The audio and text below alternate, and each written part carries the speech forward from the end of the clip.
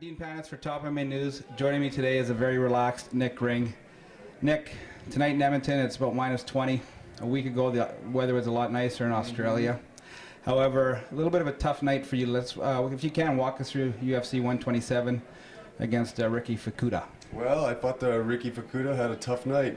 What else do you want me to say? I mean, he was a current world champion out of Deep Impact, and you know, I mean, you're fighting at a high level. It's just these fights, they're hard to finish, right? So whatever. Now, looking back at the fight, definitely some controversy. When you break it down, you know, the damage, you definitely sustained a lot of damage. But when you look at, I think a lot of people, the round that decided the fight was the second round. Some people gave it to you, some people gave it to him. Have you had a chance to look at the tape, and how do you think? I actually haven't even watched the fight, but, you know, the judges, I mean, they gave me the first 2 rounds and they gave him the 3rd round. So, I mean, it was a unanimous decision. You know, all 3 judges scored basically the same thing. So, yeah, I don't know what you say about that, but you know, it was unanimous. There's no doubt about it when it comes to a close fight like that. Momentum going with the guy that wins the 3rd round. So a lot of times I think people just think, well, recent memory says that you lost the fight. Well, that's the last thing they see, right? But you know, that's why judges are there to judge, and you know, they, you know, I'll say they just did a pretty damn good job. So. Well, I know you were definitely happy about it. Maybe a little surprised from what I saw, and the same thing with you. Maybe you had the recent history in your mind of that last 3rd round. You definitely did take a beating. Well, you know, I mean, you go into fights, you take beatings. Like, that's part of it. Well, the past is the past. The good thing is you're 1-0 in the UFC. People will have short memories. You go out next time, you know, you get back in the winner's circle, you put on an impressive performance, and you roll from there. Yeah, well, I'm not worried. You know, I mean, this is what I do. You know, I like to fight, and you're gonna win some, you're gonna lose some, and well, you know, I mean, I got the win on that one, so you know, I'm happy. I move on. Now, you had a chance to train with the guys out in Montreal at TriStar. You and I were just talking about a bit with that. How much did that help you getting ready for that fight? Oh, it's enormous. I mean, you know, the TriStar guys, they've just got such a good, talented crew of guys. I mean, I couldn't have been.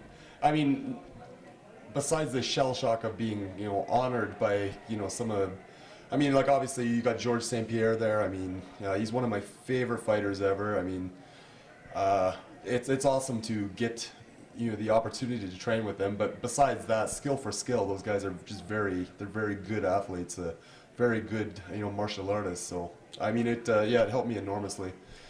Now, I know you were laid up for a while with a knee injury you sustained in the filming of The Ultimate Fighter. I saw you tonight cornering Sheila Bird, and we got to give props to that young lady. She put on a hell of a show tonight.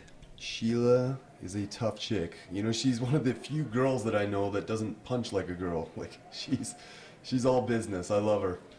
One thing about being injured, I'm assuming it gave you a chance to coach a lot more for a few months. You find that when you coach, you actually learn a lot yourself? Well, you know what? I've been coaching for years, like literally, I don't know, 14 years. So, I mean, like the stuff that I coach was kickboxing. I've done that, you know, been there, done that. Like right now, I'm just, like, I think the coaching it can definitely help you, right? But at the same time, I mean, I'm looking forward to just putting the competitor hat on and just, you know, focusing on that aspect of it. Now, I did touch on the knee injury. It didn't seem to be a problem in your last fight physically. I didn't see any you know, negative reactions from you or anything. Mentally, how was it? You know, it's more than just a physical injury. When you get back in the cage after having an injury, how did you come out of it mentally? Well, luckily, out of sight, out of mind. I didn't really think about it too much. It, you know, didn't affect me in the fight, so you know, I wasn't worried about it at all. Well, that's awesome, Nick. Onward and, you know, forward from here. One thing I would like to ask you, there's an Edmonton boy that just finished filming The Ultimate Fighter. I know, you know, we can't get into details, and I don't know anything about it, but Ryan McGilvery will be on the show. Looking back, the experience yourself, how is it being isolated in a house like that? So he did get on, and the show has not aired yet? It has not aired. It's been announced that he's on the show, so we know. It was announced. Yes, it's officially announced, so I don't want to get you in trouble. No, it's all over the website. I won't get in trouble. He will. No, it's officially announced. It's on the Spike website and everything else.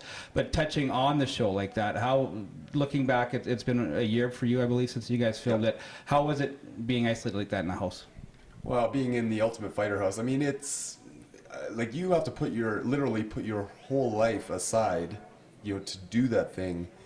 I remember when I did it, I was not allowed to contact anybody outside of the house.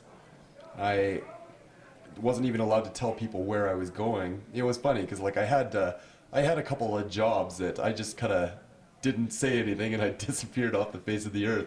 It's weird, but they didn't hire me back. It's oh well, okay. Well, anyways, guys, if you're listening, I'm so sorry. I should have told you, but I mean, I think it was worth it. Yeah, it's funny because I remember reading something on Ryan's Facebook that I'm off to Brazil, and all of a sudden, that's the way it rolls. Yep. Well, congratulations tonight with the BDB team and Sheila Bird, a very impressive performance, and congratulations to you. Like I'm sorry for busting your balls in the controversy, but people did want to talk about it. It was nice to see the UFC have you right back after the injury. It's good to see that your first fight back was in the UFC, and you proved on the show you definitely deserve to be there. Okay, thank you. For Topmmanews with Nick Ring, I'm Bean Panis.